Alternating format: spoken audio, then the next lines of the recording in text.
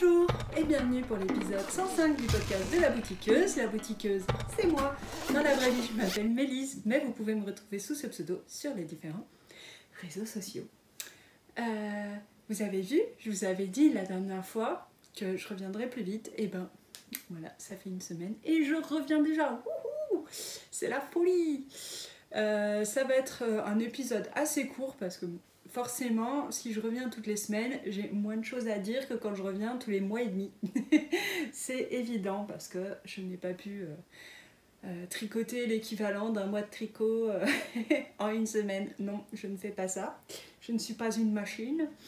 Mais j'ai quand même des trucs à vous montrer et surtout j'avais une chose à vous montrer dont je vais me séparer en fait aujourd'hui parce que je vais la donner à la personne qui me l'a commandé et je voulais vraiment vous la montrer parce que je trouvais ça tellement joli.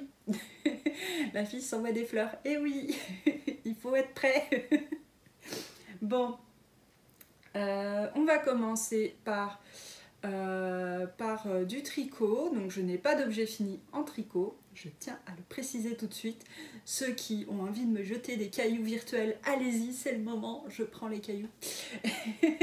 Mais non, il n'y a pas d'objet fini, il n'y a que des encours. Donc, mais qu'y a-t-il sur mes aiguilles?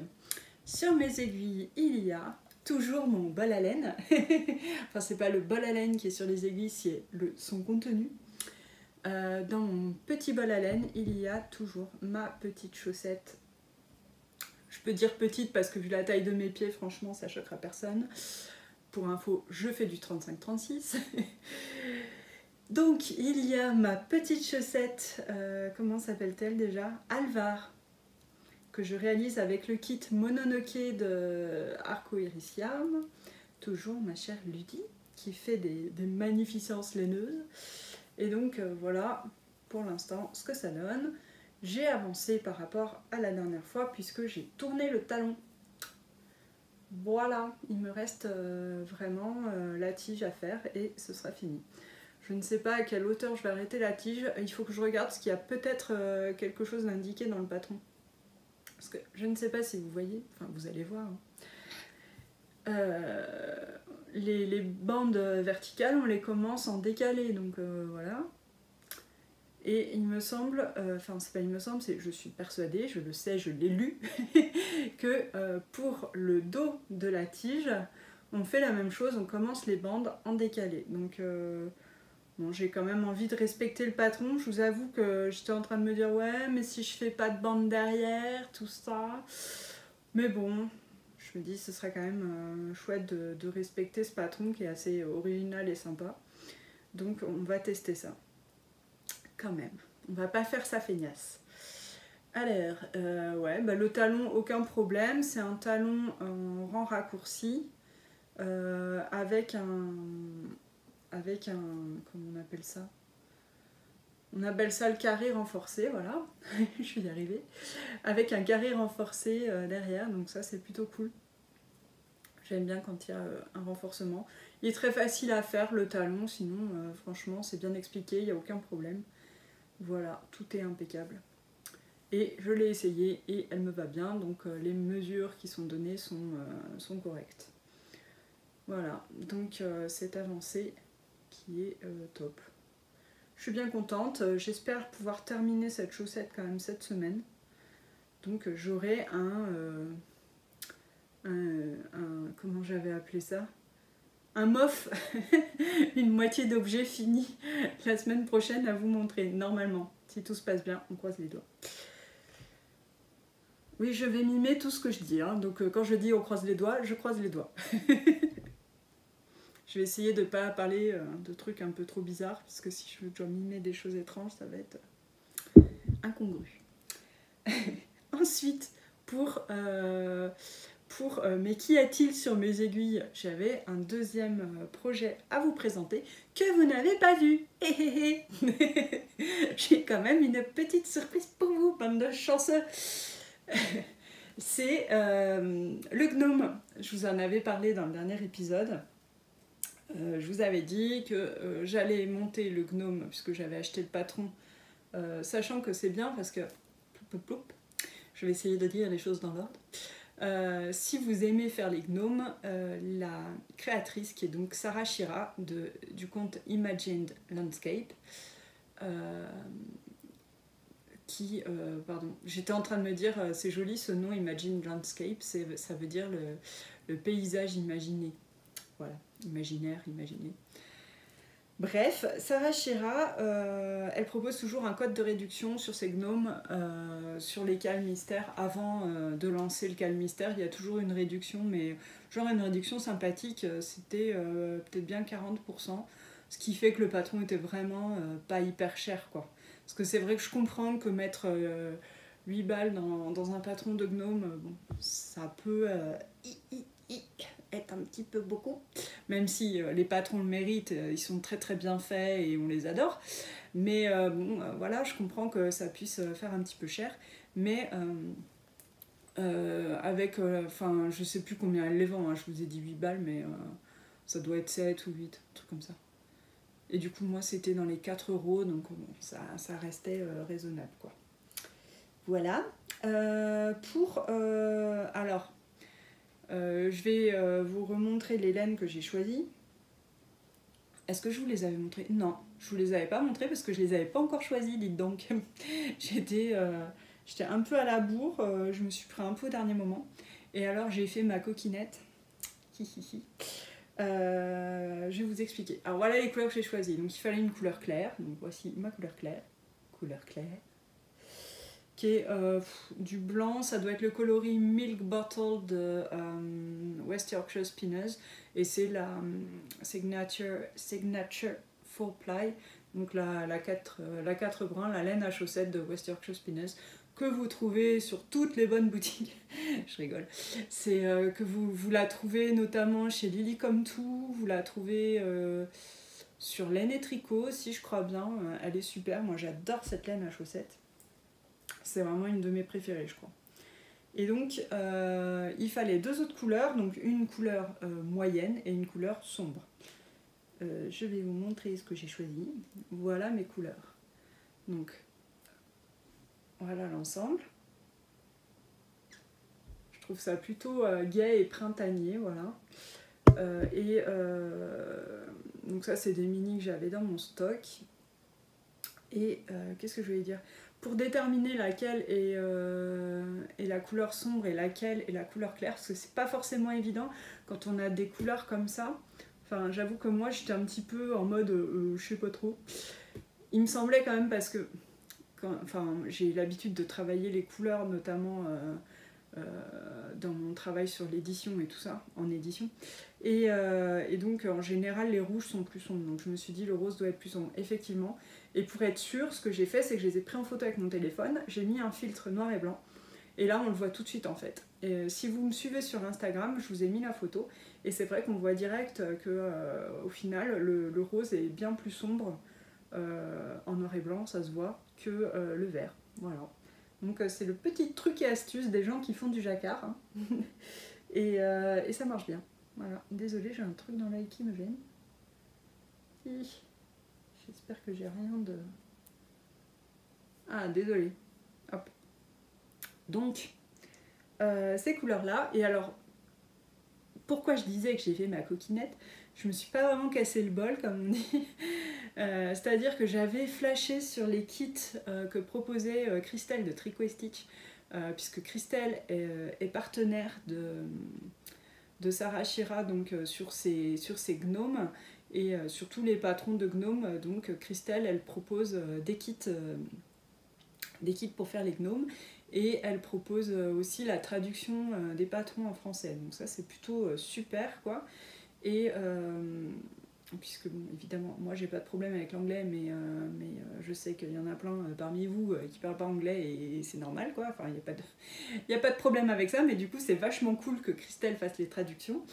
Et d'ailleurs, elle a un tas de traductions de patrons, elle fait vraiment beaucoup de traductions, donc, et je sais qu'elle le disait dans un de ses épisodes de podcast.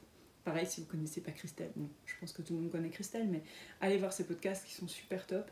Et elle le disait qu'elle allait faire une page sur son site internet où il y aurait toutes les traductions qu'elle propose.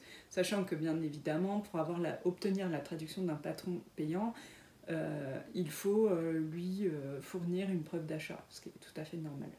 D'achat du patron, bien sûr. Petite parenthèse fermée. Donc, je suis allée voir les kits de Christelle et j'ai regardé ce que j'avais dans mon stock et j'avais des couleurs qui ressemblaient beaucoup à un de ces kits. Et donc, je suis partie là-dessus parce que je trouvais ça hyper sympa, quoi. Donc, voilà, je me suis pas trop cassée, comme on dit. Et je vais vous montrer, puisqu'on a déjà fait 2 indices. Le 3e doit arriver aujourd'hui, si je ne m'abuse. Et c'est très sympa. Alors celui-ci, c'est un gnome jacquard. Et je vais vous montrer. Donc si vous n'êtes pas à jour dans les indices, warning, attention, ne regardez plus. Je vais vous montrer le gnome. Donc voilà, maintenant. Voilà ce que ça donne. Alors, hop.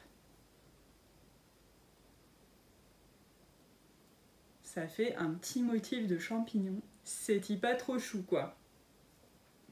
Franchement, je le trouve très mignon. Et je suis très contente d'avoir choisi cette couleur. Ça va être super sympa, je trouve. Et ça va changer un peu. Alors, je pense que ce gnome, par rapport au reste de ma collection gnomesque, sachant que j'en ai... Je regarde là-bas parce qu'ils sont juste derrière là-bas. J'en ai 4. Donc c'est mon 5e. Et bien, celui-là, il va être à mon avis plus grand. Tout simplement parce que je n'utilise pas la bonne taille d'aiguille. Pour les autres gnomes, elle préconisait une taille d'aiguille en 2,25. Pourquoi? Tout simplement parce que c'est une laine à chaussettes. Moi, je la tricote en 2,5 d'habitude. Mais là, en fait, c'est mieux de la tricoter un peu plus serrée parce qu'après, on va rembourrer. Et quand on a un tricot un peu lâche et qu'on rembourre, on voit un peu la bourre à travers des fois si ça détend trop les mailles. Donc c'est bien d'avoir un tricot très serré, donc tricoter en 2,25 c'est pas mal. Mais là, j'ai eu un souci, c'est que mes 2,25 elles étaient déjà là. J'en ai pas d'autres paires. Donc ouais, j'ai des 2,5, j'ai plusieurs paires de 2,5, j'en ai 2 paires des 2,5. Parce que comme ça me permet de lancer plusieurs chaussettes en même temps. Quand je suis d'humeur castonneuse. Et décidément, j'ai l'impression d'avoir des trucs partout aujourd'hui. Et donc, j'avais plus mes 2,25. Du coup, j'ai monté en 2,5, hein, tant pis. Je me suis dit, ça ira quand même. En plus, c'est du jacquard, donc c'est vrai que le tricot est quand même... Il y a des fils qui passent, donc ça derrière, vous voyez, ça fait comme un tricot tout doublé, quoi. Donc je me suis dit, bon, ça va quand même empêcher ce phénomène peut-être de... Et puis je ferai attention en rembourrant, et puis voilà, hein, on va pas se prendre trop la tête non plus, c'est qu'un gnome, hein, c'est pas c'est pas un vêtement, donc ça va aller, ça va bien se passer, Mélisse, on se détend, on se détend. Donc voilà, mon petit gnominou, qui s'appelle Gnoki, je crois, et qui va être évidemment beaucoup trop mignon, et qui va s'ajouter à ma petite collection gnomesque. Je suis trop contente. Ça fait vraiment plaisir, parce qu'en fait, comment dire, vraiment, Sarah Schira, elle maîtrise l'art du calme mystère. Je trouve qu'à chaque fois, on a le temps de faire les indices, déjà. Parce que c'est un gnome, déjà, c'est pas grand. Et elle vous laisse quand même 2 jours pour chaque indice. Donc vous voyez, 2 jours pour faire ça, 2 jours pour faire la moitié haute, là, à partir du pied du champignon, en fait. C'est largement suffisant, en fait. Enfin, et puis si jamais on prend un petit peu de retard, on peut rattraper sur le jour d'après. C'est tellement petit que ça se fait bien. Et puis... on n'arrive pas à deviner, comme là, c'est vrai qu'on avait jusque là, le premier motif, là, vous voyez, jusqu'ici, et après, pouf, elle nous met un champignon, trop bien. J'étais trop contente de voir apparaître ce petit champignon, moi. Ça m'a mis en joie quand je l'ai vu sur la grille de jacquard. Donc voilà, pour le gnome de Sarah Schira, et je sais plus jusqu'à quand sont les indices, hein. On verra, c'est pas non plus... vraiment un truc grave, hein. Je m'étais pas mis un délai précis, donc tout va bien. Donc voilà pour le gnome qui est dans mon sac de MJ du compte Margeva. Coucou ma poulette, puisque je pense que tu passes par là. Et je te fais plein de gros bisous. Et tu vois que j'utilise toujours ton sac. Je voulais vous parler maintenant de crochet. Alors là, si vous me suivez sur Instagram, vous l'avez vu, je ne suis pas peussière. Oups, je me penche et je me relève. Et tout ça pour vous montrer quoi?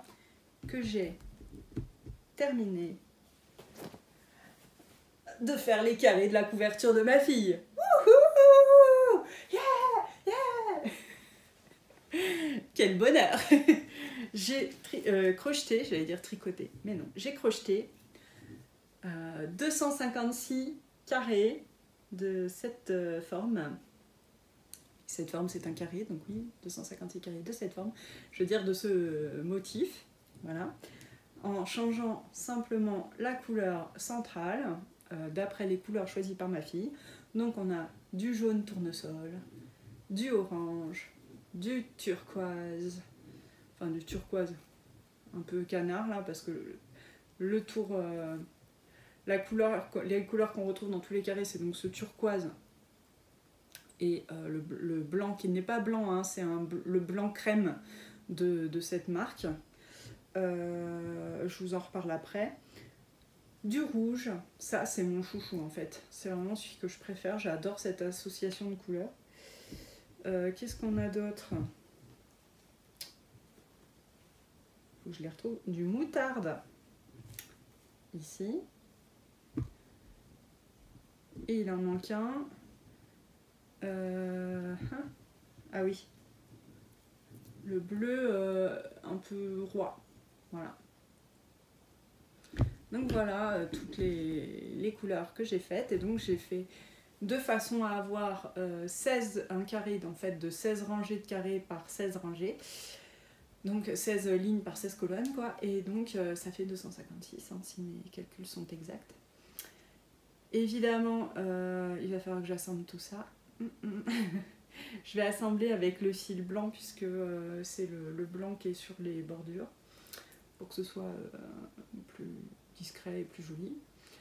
Et voilà. Et après, on me faisait remarquer sur Instagram ah mais en plus t'as pas rentré les fils, ça va être l'horreur tous ces fils à rentrer.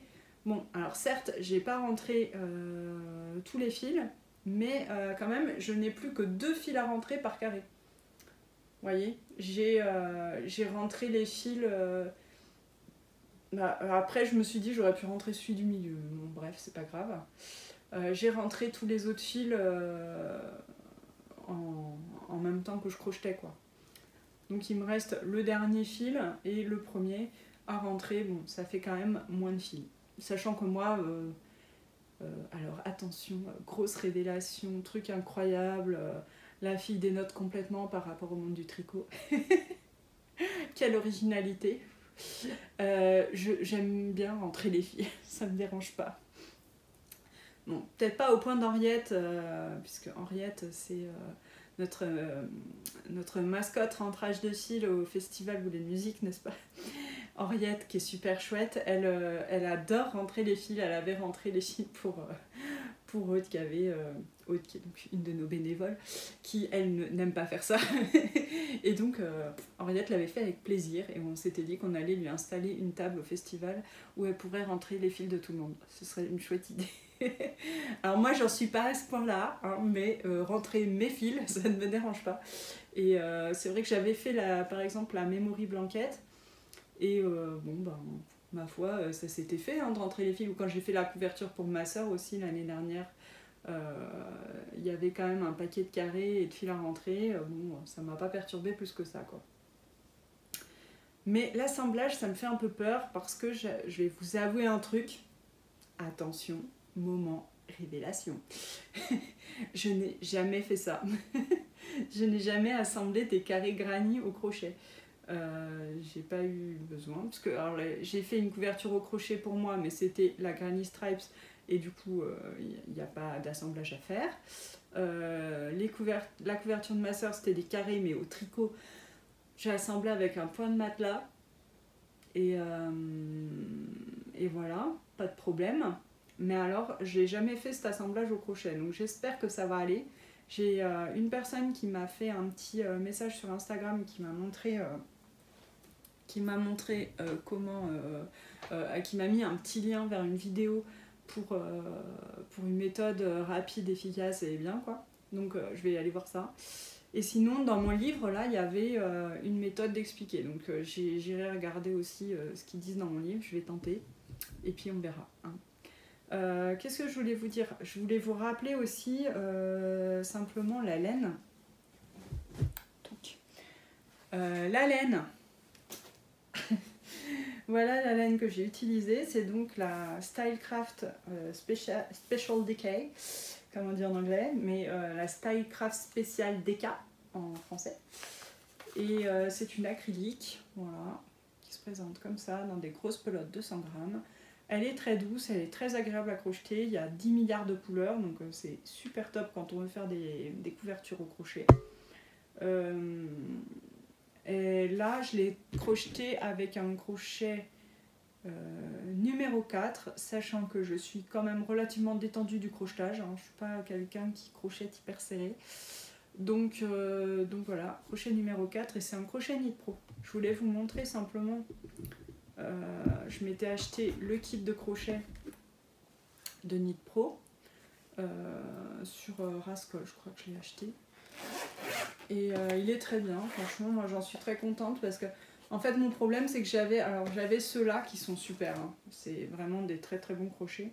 Les autres ils sont pas dedans, mais voilà, j'avais ça c'est les Clover, ils ont un truc soft là, je sais pas quoi là, qui est très très bien. Ceux-là sont top top top. Mais ils sont pas donnés, et puis j'avais que des petits numéros et j'avais envie d'avoir aussi les gros crochets pour quand j'ai envie de faire des trucs un peu plus avec des fils plus conséquents, puisque j'ai ce projet là, et donc je vais laisser de sortie quand même. Donc je m'étais acheté ça, et franchement ils sont très très bien les crochets. J'ai ma fille qui s'en sert aussi un petit peu puisqu'elle fait de temps en temps du crochet. Bon là ça fait un petit moment, mais je pense que pendant les vacances d'été elle risque de reprendre parce qu'il va falloir s'occuper quoi. Enfin bon, donc voilà pour les crochets. Et puis oui, la couverture, donc il reste tout ça de laine.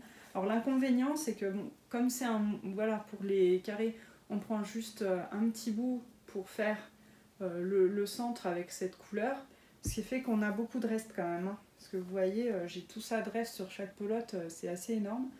Donc bon, alors je mets ça de côté et je me dis qu'un de ces quatre, de toute façon, mon fils va, à mon avis, très certainement, une fois que Raphaël aura eu sa couverture, me réclamer une couverture. Donc comme ça, j'utiliserai déjà tout ce que j'ai là.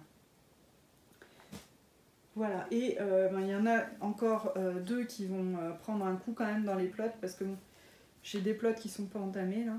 C'est le crème, puisque je vais faire tout l'assemblage, et le turquoise, puisque je veux faire aussi une bordure.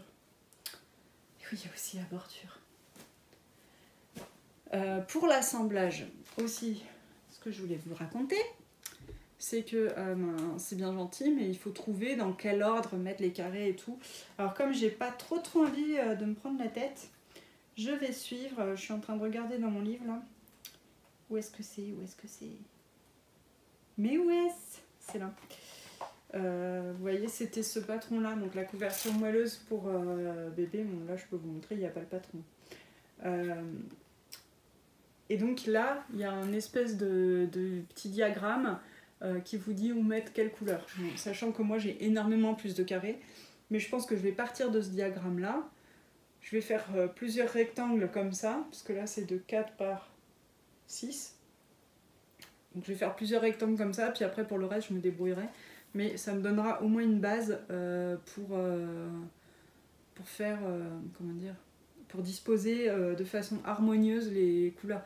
Je veux pas que ce soit trop répétitif, je veux pas, enfin vous voyez, j'ai pas envie que ce soit genre des diagonales, la même couleur sur des diagonales ou sur des lignes, enfin voilà, je veux que ça soit bien réparti dans toute la couverture. Donc pour m'aider à faire ça, je vais utiliser ça, je pense que ce sera pas mal. Voilà pour la couverture au crochet, je pense que je vais commencer l'assemblage aujourd'hui ou demain. J'aimerais bien commencer aujourd'hui pour me déstresser de cet assemblage en fait. Parce que je pense qu'une fois que j'aurai mis, j'allais dire le pied dedans, mais le crochet dedans, j'aurai moins peur en fait, puisque j'aurai commencé, je verrai un peu plus comment j'avance et tout ça. Et à mon avis, ça ira tout seul, il n'y a pas de raison quoi. Voilà pour le crochet. Et maintenant, je vais vous montrer le truc que je voulais vous présenter et que voilà la raison pour laquelle je tourne le podcast aujourd'hui, alors que j'ai pas non plus de contenu quoi. C'est une couverture en patchwork que j'ai réalisée sur commande pour ma copine Chacha qui va avoir une nièce et donc elle voulait lui offrir une couverture puisque ma copine a eu elle-même un bébé il y a 1 an et demi tout simplement et elle m'avait demandé une couverture comme ça pour son fils. Je lui en avais fait une et donc ça lui faisait très plaisir d'offrir le même genre de couverture à sa sœur, donc enfin pour sa nièce. Voilà. Donc voilà la couverture. La couverture. Hop. Coucou. Je sais pas ce que vous voyez, j'ai pas trop de recul de ouf quoi, mais bon, vous avez dû voir grosso modo quoi. Grosso modo, si je parle avec la couverture devant la bouche, vous allez moins voir. Et derrière, j'ai mis une très jolie polaire grise à fleurs que je trouve qui est bien raccord avec l'endroit, vous voyez, ça se marie bien, je trouvais. Donc l'idée de cette couverture, je vais peut-être me mettre debout pour la... Voilà, comme ça. L'idée de cette couverture, c'était de faire donc des gros carrés de patchwork et ensuite de faire une bordure où j'ai fait des angles, voilà, comme ça, parce que je trouve ça beaucoup plus joli. Et puis après de la doubler donc avec le polaire. Je ne mets rien entre le top, donc les tissus coton, et le polaire, parce que franchement, il n'y a pas besoin. Ça fait que la couverture est plus souple. Parce que si on rajoute, quand on fait du patchwork en général, entre le dos et le devant, on met un molleton et ça fait un effet plus moelleux. Mais là, le dos est déjà un peu épais, donc il y a quand même cet effet un peu moelleux. Et puis, du coup, comme ça, c'est moins rigide, plus souple et j'aime mieux quoi. Et puis elle n'a pas besoin d'être plus chaude parce que franchement, alors, ma copine, du coup, ça fait 1 an et demi qu'elle utilise sa couverture et elle disait c'est parfait, c'est aussi bien en été qu'en hiver, on peut vraiment s'en servir en toute saison, c'est super comme ça, il faut... Voilà, c'est la bonne, la bonne épaisseur. Ensuite, ouais, ce que j'ai fait, c'est que ce qui est sympa dans ce modèle que j'ai imaginé à la base, la première que j'ai faite, c'était pour son autre neveu. Elle m'avait demandé une couverture, on avait réfléchi ensemble. Et donc j'étais partie sur ce modèle-là avec un grand rectangle là au milieu pour personnaliser en écrivant le nom en broderie. Et donc là, j'ai fait une broderie à la main avec du coton perlé DMC rose. Je sais plus quel... j'ai plus d'étiquette en fait. Donc je sais pas quel est le numéro du coton. J'ai pris une jolie écriture sur mon ordinateur et j'ai décalqué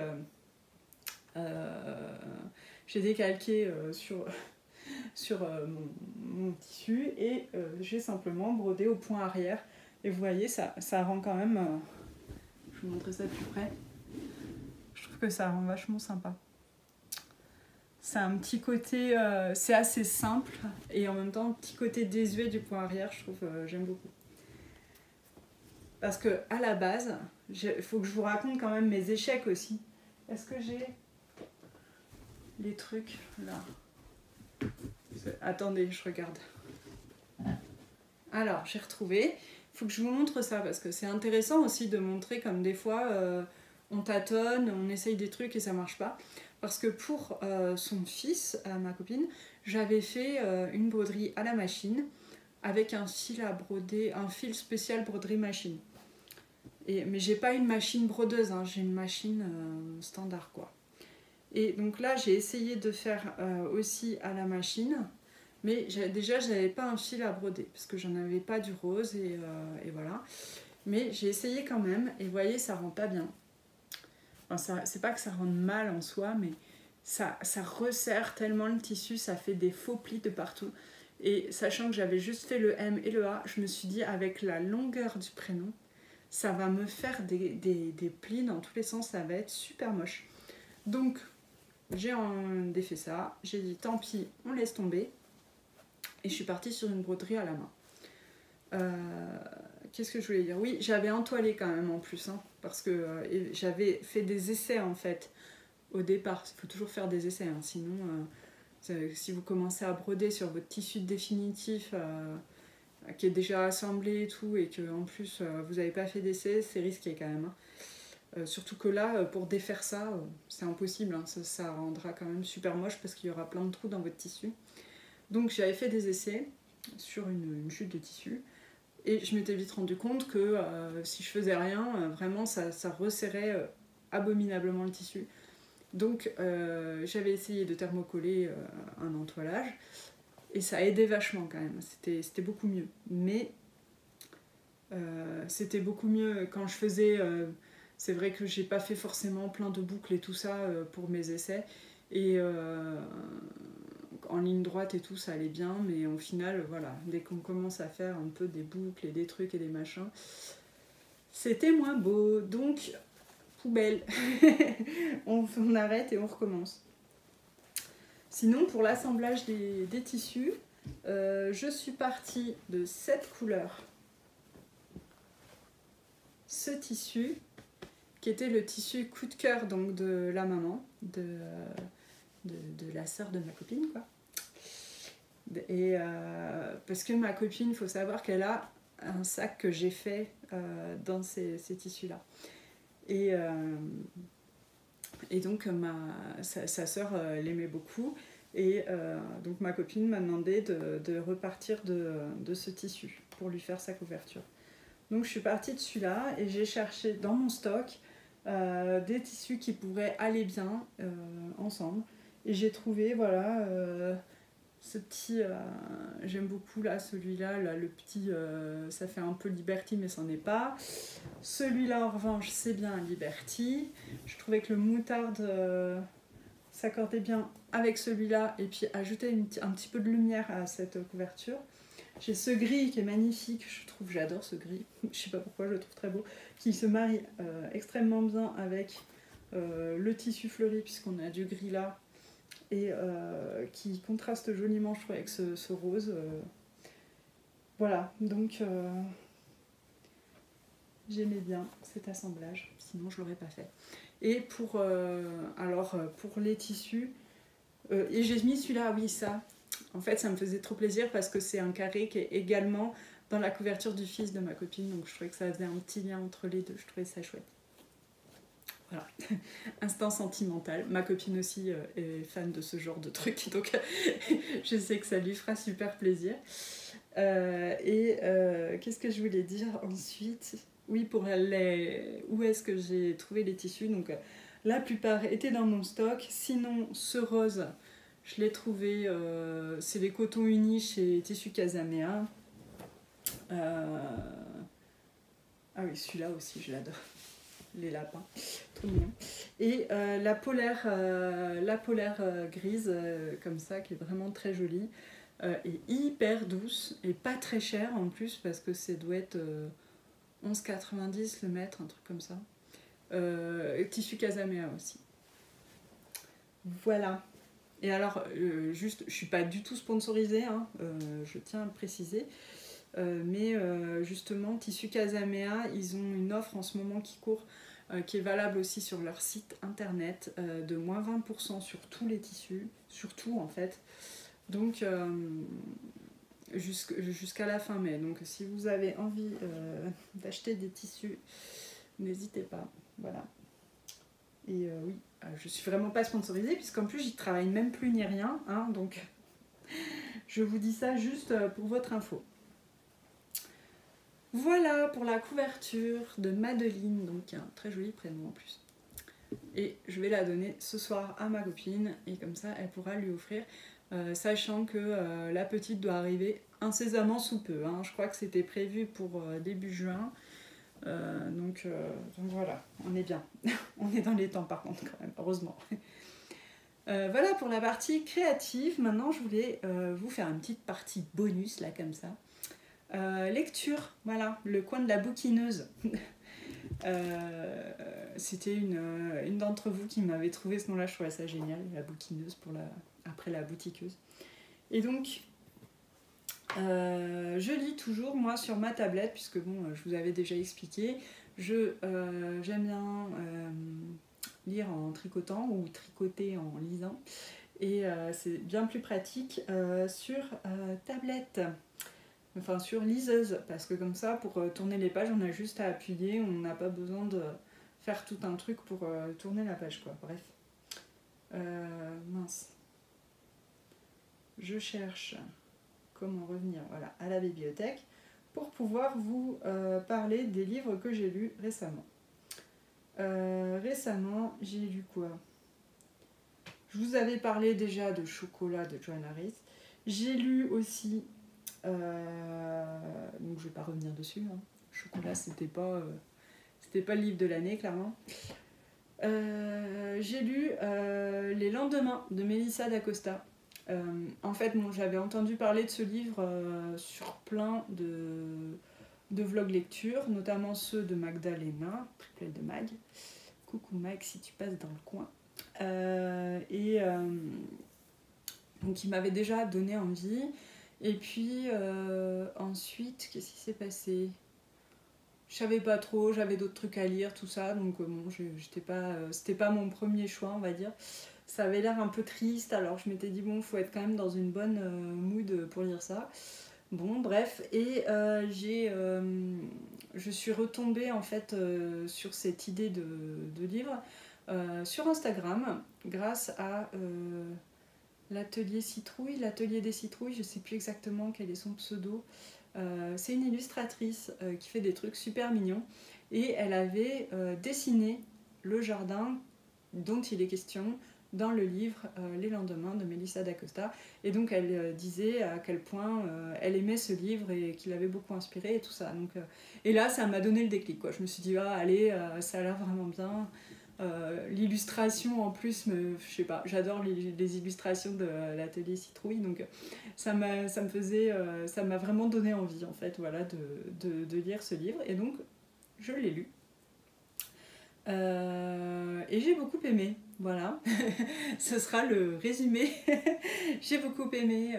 L'histoire, c'est en gros l'histoire d'une femme qui doit faire un deuil. Voilà, c'est l'histoire d'un deuil. Et cette femme, pour faire son deuil, a besoin d'une coupure, elle a besoin de se couper complètement du monde, elle change, elle arrête son travail, enfin elle se met en congé sabbatique, là, en truc longue durée, quoi, et en arrêt longue durée, et ensuite elle part de sa ville. Elle va se mettre dans un coin paumé et en Auvergne, je crois bien. Et voilà. Et elle s'enferme, et c'est donc à partir de là qu'elle se reconstruit. En fait, c'est comme si elle devait tout déconstruire pour tout reconstruire. Et c'est vraiment intéressant en fait. J'ai bien aimé tout ce travail de deuil. La façon dont il est expliqué, la façon dont on voit bien que rien n'est évident, mais que le temps fait son œuvre, et enfin voilà, j'ai trouvé ça fin, délicat. Oui, c'est triste, mais pas toujours et pas que. Enfin, évidemment que c'est pas Youpli tralala soin de soin, hein. C'est l'histoire d'un deuil, mais mais quand même c'est pas si triste que ça quoi, et j'aime beaucoup aussi tout ce qui est contact à la nature, slow life, tout ça qui est là-dedans, et qui permet à la personne à l'héroïne de se reconstruire quoi. Et, et voilà, je trouve qu'il y a des bons trucs à piocher aussi pour soi, et bon, c'est pas un livre de développement personnel, hein, c'est juste que voilà, ça rappelle quelques évidences, de prendre soin de soi notamment, même si c'est pas forcément bien vu des autres, la façon dont on a besoin de prendre soin de soi, puisque ça c'est propre à chacun. Et voilà, j'ai trouvé ça bien écrit, touchant, et je vous le recommande. Voilà. Mais ouais, faut être quand même pas trop dépressif d'avance, je pense.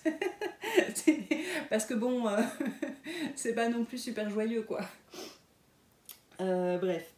Ensuite, j'ai lu The Foundling de Stacey Holz. Alors, The Foundling, je l'ai lu grâce à Anniva qui en avait parlé. Il me semble que c'est elle.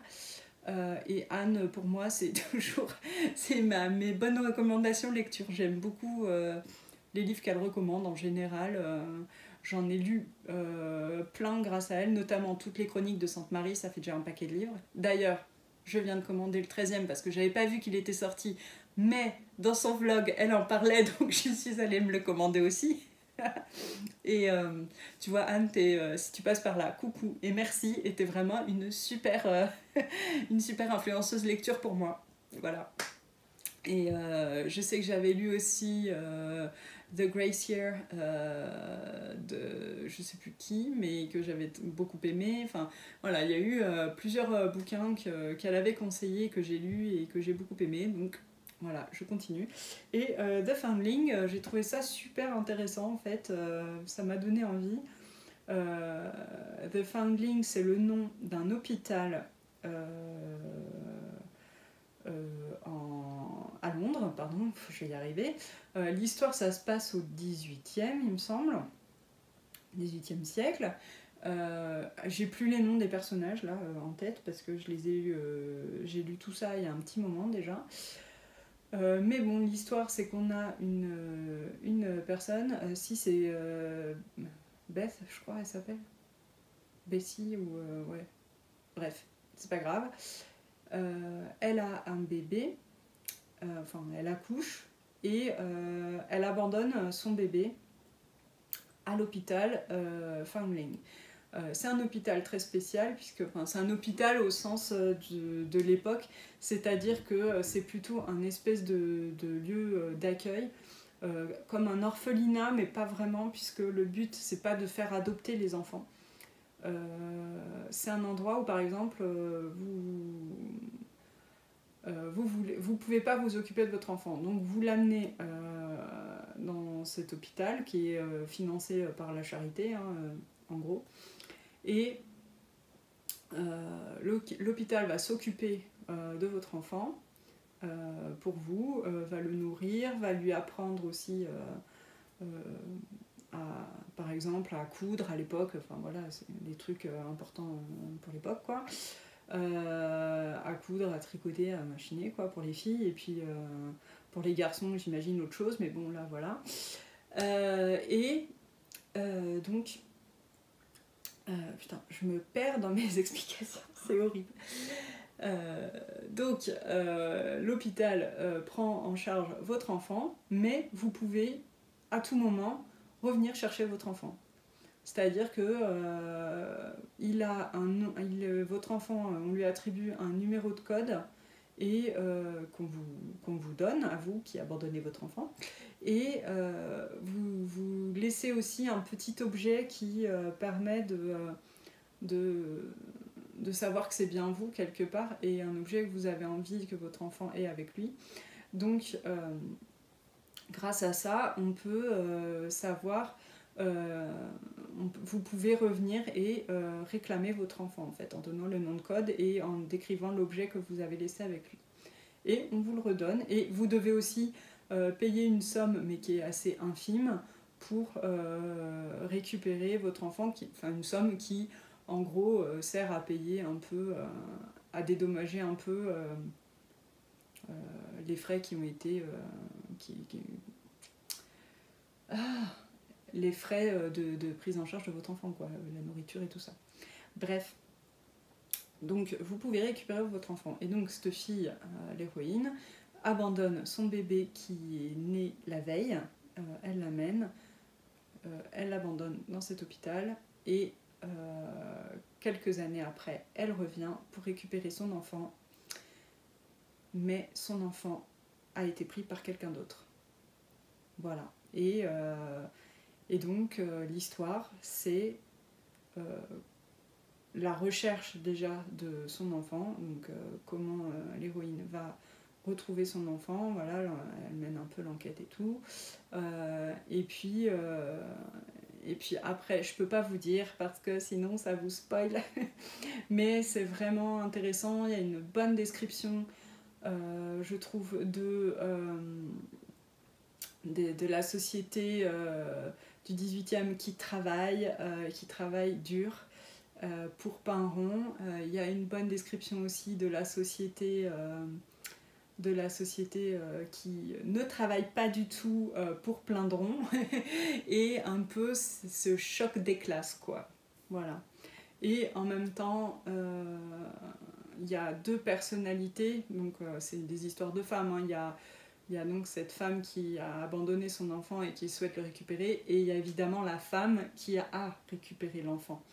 Et donc, c'est deux mondes qui s'affrontent, c'est deux personnalités, et c'est des personnalités qui sont aussi très, comment dire, qui ont beaucoup de relief. Les choses sont plus compliquées qu'elles n'apparaissent au début. Enfin voilà, c'est pas ni tout blanc ni tout noir, quoi. Donc voilà, c'est assez intéressant.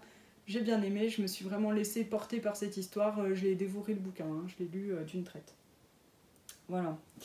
Donc The Foundling, je ne sais pas si ça existe en français, mais de toute façon, je vais chercher, et en dessous là, de la vidéo, je vous le mettrai. S'il y a en français, je vous mettrai un lien vers le livre en français. Ensuite, j'ai lu, ça c'était sur une recommandation livresque de ma chère Cindy de Ma Petite Laine Boutique, qui a lu The Other Bennett Sister de, je sais plus comment elle s'appelle, mince, oh là là, ça c'est pénible, je ne sais jamais comment, voilà, revenir, Janice Hadlow, donc, et c'est The Other Bennett Sister, donc l'autre sœur Bennett, et donc c'est une histoire qui reprend les personnages de Pride and Prejudice de Jane Austen, donc c'est Orgueil et Préjugés de Jane Austen, toujours, et comment dire, donc dans Orgueil et Préjugés, on suit l'histoire de Lizzie Bennet, donc avec Darcy et tout ça, machin, bon bref, et elle a plein de sœurs, il y a aussi il y a la sœur aînée Jane, voilà, qu'on voit se marier dans Pride and Prejudice, et puis il y a 3 autres sœurs encore, Lydia aussi qui se marie dans Orgueil et Préjugés, et il reste Marie et je sais plus le nom de l'autre. Bref, c'est pas grave, on s'en fiche. Et donc là, le livre se centre sur Marie Bennett, qui est la sœur du milieu, en fait. Parce que vous voyez, elles sont 5, et elle, c'est la numéro 3. Et c'est celle qui passe inaperçue, j'ai envie de dire, la pauvre. On voit bien le caractère de la mère Bennett dans Orgueil et Préjugés, et ben, elle l'a bien repris, et elle fait vraiment pas de cadeau à cette pauvre Marie, hein, qui a une relation difficile avec sa mère, qui a pas de relation avec son père alors qu'elle aimerait tant en avoir, qui en fait se retrouve un peu seule puisque les sœurs sont divisées un peu en groupes, donc on a d'un côté les plus jeunes, de l'autre les plus âgées, et puis elle au milieu qu'elle a un peu perdue, avec en plus des centres d'intérêt complètement différents des autres, et donc voilà, c'est un peu compliqué pour elle, et en plus elle fait l'affront à sa mère d'être pas moche, hein, mais à côté de ses sœurs, elle est pas ouf physiquement, on va dire, puisque les sœurs Bennett elles sont toutes, voilà, la mère en est très fière parce qu'elle les trouve toutes magnifiques et très très belles, et tout le monde les trouve charmantes et belles et tout ça. Et donc Marie est assez, voilà, assez quelconque, je pense, en tout cas par rapport à ses sœurs. Et donc voilà, ça va être, c'est toute la vie de Marie dans sa relation à sa famille, à ses sœurs, à sa mère, à son père, et puis après comment elle se détache de tout ça, comment elle grandit de son côté, et voilà. Et franchement, c'est super, c'est vraiment, si vous avez aimé Orgueil et Préjugés, je ne peux que vous recommander chaudement ce livre. On est encore plongé dans cette société, voilà, de l'Angleterre, avec... Enfin, c'est exactement, voilà, vous avez Orgueil et Préjugés, c'est la même chose, la même société, les mêmes, c'est aussi joliment écrit. Elle a fait vraiment un super boulot, et en plus, d'après ce que j'ai vu, c'est un premier roman, donc je suis vraiment très euh, comment dire, admirative de ce travail. C'est vraiment super, quoi. C'est vraiment très très intéressant, et ça se lit super bien, quoi. En termes de, voilà, c'est la comédie de mœurs, donc les relations aux autres, tout ça, enfin, c'est très très chouette. Et il y a de la romance, bien sûr, hein. Il en faut. Et non, vraiment, je vous le recommande hyper vivement si vous avez aimé Orgueil et Préjugés. Si Orgueil et Préjugés, c'est pas votre tasse de thé, hein, c'est le cas de le dire, alors n'y allez pas parce que vous n'allez pas aimer, je pense, hein, clairement. Voilà. L'écriture est peut-être quand même plus simple, hein, puisque évidemment c'est une écriture contemporaine, donc c'est peut-être plus simple à lire par contre que Orgueil et Préjugés, j'imagine. Voilà, et le livre que je lis en ce moment, hein, pour continuer dans mes autrices, hein, parce que c'est encore une autrice, et alors là je suis revenue sur un de mes livres chouchou.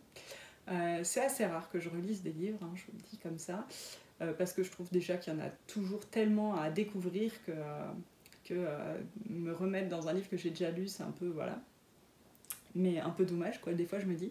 Mais là en fait ça fait quand même un bon moment que j'avais pas lu, puisque c'est un livre que j'ai étudié quand j'étais à la fac d'anglais. C'est Jane Eyre de Charlotte Brontë, voilà. Et c'était un livre que j'avais adoré lire et étudier à la fac, et donc voilà, je me suis dit, après en fait avoir relu l'autre sœur Bennett, je me suis dit, ah ouais, j'ai trop envie de me dire. Alors, soit j'avais envie de partir dans un Jane Austen, mais bon, je me suis dit, on va peut-être un peu changer de. Voilà. Et donc, je suis partie chez les sœurs Brontë, et là, j'ai bien envie aussi de me refaire Les Hauts de Hurlevent, donc Wuthering Heights, de Emily Brontë, du coup. Et voilà. Et donc, Jane Eyre. C'est, pour ceux qui ne connaissent pas, c'est l'histoire de Jane Eyre, qui est une orpheline, qui a été recueillie par sa tante et son oncle. Donc c'est son oncle qui était le frère de sa mère, à Jane. En fait, son oncle est mort, et donc elle est uniquement élevée, entre guillemets, hein, parce que bon, pas vraiment, mais bon. Par sa tante qui a également 3 autres enfants, et bon, clairement Jane c'est le vilain petit canard, elle est légèrement martyrisée par ses cousins-cousines, et du coup maltraitée un peu psychologiquement, en tout cas par sa tante qui n'a pas grand chose à faire d'elle, et en gros elle est plus un poids qu'autre chose, et donc elle est envoyée ensuite dans une école où on met en général plutôt voilà, des jeunes filles qui sont orpheline, donc à 10 ans, elle se retrouve là-bas. C'est une école très puritaine et très dure, où la vie est dure, quoi, et où il n'y a pas beaucoup de place pour l'amusement, n'est-ce pas? Donc Jane, qui a déjà tendance à avoir un caractère un peu grave, sérieux comme ça, bon, hein, ça continue. Et puis, elle fait donc toute sa scolarité là, et à 18 ans, mais alors, comment dire, moi je suis passée très vite, mais c'est très très intéressant tous ces passages-là. Moi j'adore aussi l'enfance et l'adolescence de Jane, quoi, enfin, surtout l'enfance. Et donc après on la retrouve, voilà, à 18 ans, où elle décide de quitter cette école, où elle est devenue finalement professeure. Et elle a besoin de changer d'air, de faire autre chose. Et donc elle se fait employer comme gouvernante pour une jeune fille dans une grande maison où en gros elle est une maison qui appartient à monsieur Rochester, qui voilà, avec qui va se développer toute une histoire. Et donc voilà, c'est super, j'adore ce livre, j'adore cette ambiance britannique, là, pour le coup anglaise, et j'adore ces personnages, les descriptions sont super, les personnages sont vraiment pleins de relief. Jane est un personnage absolument fabuleux, qui a une vision de la vie particulière, et voilà, et j'aime beaucoup. Donc je vous recommande aussi très chaleureusement Jane Eyre, si jamais vous ne l'avez pas lu. C'est vraiment un de mes bouquins favoris. Voilà. Bon, sur ce, je vais arrêter de déblatérer, parce que bon, en plus, je pense pas être la meilleure personne pour parler lecture. J'ai l'impression d'être toujours tellement brouillonne quand je parle de mes lectures, parce que voilà, en même temps, je m'amuse pas à vous faire une fiche lecture et compagnie, quoi. C'est un peu mes ressentis et tout, donc forcément ça part un peu dans tous les sens. Mais bon, je me dis, peut-être ça vous intéresse, puis de toute façon, si ça vous intéresse pas, j'imagine que vous avez déjà éteint la vidéo et que donc vous n'entendez pas ce message. Enfin bon, je me cache. Sur ce, oui, je voulais vous dire aussi, évidemment, il n'y avait rien de nouveau dans la boutique cette semaine, puisque je suis toujours dans mes démarches administratives concernant ma recherche d'emploi. Je tenais également à vous remercier du fond du cœur pour tous les messages que vous me laissez sur ma dernière vidéo, où je vous raconte voilà, ma déception suite à ma perte d'emploi et tout. Et ça fait un bien fou. Et puis bon, je vous ai dit que je postulais pour une formation. C'est une formation de tapissier décorateur, ou de tapissière décoratrice, on va dire, hein, parce que je suis encore une femme. Et la sélection est assez rude. Il y a 15 places pour 200 dossiers, hein, donc bon. Mais je pense qu'avec tous les doigts qui sont croisés pour moi, ça va le faire. Franchement, si je pouvais faire des impressions écran de tous les doigts croisés pour moi, et que ça ait une valeur quelconque pour la décision du jury qui sélectionne les dossiers pour cette formation, je pense que j'aurai aucun problème à avoir ma place. Ça fait vraiment plaisir, merci beaucoup, et je vous tiendrai au courant de la suite de toute manière. Là, je suis toujours en plein dans mes démarches administratives, donc voilà, c'est pour ça qu'il n'y a rien de neuf dans la boutique, mais il y a toujours des choses, hein. D'ailleurs, merci aussi à celles qui m'ont commandé. J'ai eu des petites commandes de bougies, j'ai eu une commande de box marmotte, ça m'a fait trop plaisir, parce que vraiment cette box est vraiment une place à part dans mon cœur, enfin comme mes autres box aussi, hein, mais c'était vraiment, j'avais adoré faire cette collab avec Léa, c'était vraiment chouette. Donc voilà, si vous, il en reste, donc n'hésitez pas à y aller si jamais ça vous intéresse. Et de toute façon, je reviendrai certainement la semaine prochaine avec d'autres news, d'autres tricots, d'autres trucs, et d'autres 36 15 de ma life. Bon, et ben je vous fais, sur ces belles paroles, je vous fais plein de gros bisous et à bientôt. Ciao.